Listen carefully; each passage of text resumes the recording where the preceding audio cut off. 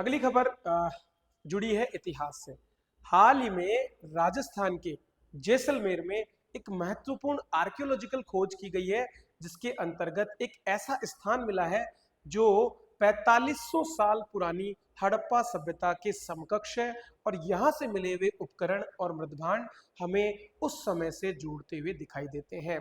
तो एक ऐसा क्षेत्र जहाँ अभी तक किसी तरह की कोई खोज नहीं हुई थी, या कह सकते हैं कि राजस्थान में अब तक हड़प्पा के अधिकांश स्थल जो है वे मात्र सरस्वती दृष्टि नदी के पेटे में ही स्थित थे। लेकिन अब जैसलमेर जैसे स्थान पर जहां पहले कोई स्थान नहीं पाया गया है, और जो गुजरात और श्री गंगानगर जैसे क्षेत्रों के बीच में एक वीरान क्षेत्र को दर्शाता है, वहां पर अब नई बस्तियों का मिलना एक नए दृष्टिकोण को पैदा करता है लोगों के लिए।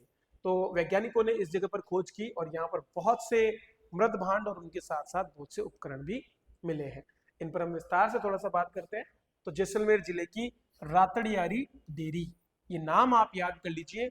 निश्चित रूप से 100% ये जो है आपको अगली परीक्षाओं में पूछा जाने वाला है। लगभग 4500 साल पुराना इसको बताया जा रहा है, मतलब अब से देखा जाए तो लगभग 2400 वर्ष। ये वो समय है जब हमारे यहाँ पर प्राक हड़प्पा, या प्राक नहीं कहेंगे, विकसित हड़प्पा का काल जो है वो प्रचलन में था।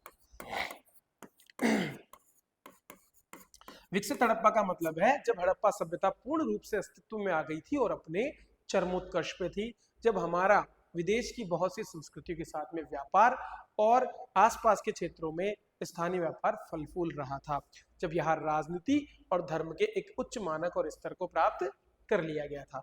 ये ऐतिहासिक खोज किस क्षेत्र में हुई है? थार के कठोर और शुष्क वातावरण में।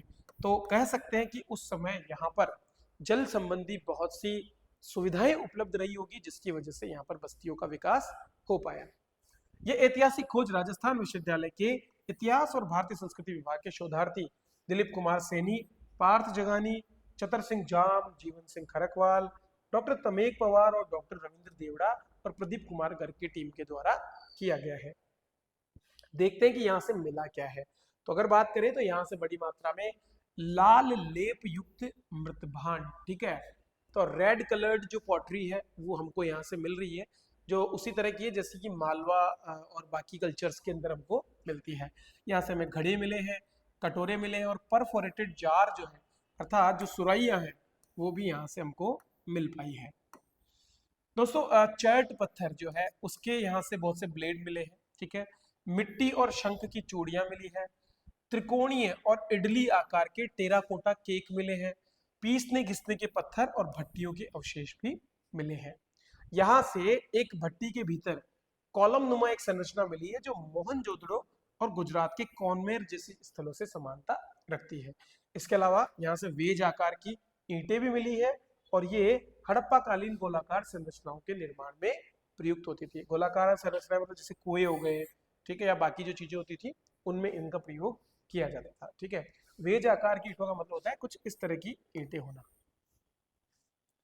चलिए, तो ये हो गया आपका रातड़ियारी डेयरी जो कि जैसलमेर में मिली है, याद कर लीजिए। इससे पहले भी थोड़े दिनों पहले हमने देखा था कि एक और सभ्यता हमें भरतपुर में भी देखने को मिली थी। तो वो पिछले हमारे नोट्स को अगर आप रिवाइज करेंगे, जो कि पीडीएफ में टेलीग्राम पे अवेलेबल है, उनसे आपको पता चल जाएगा।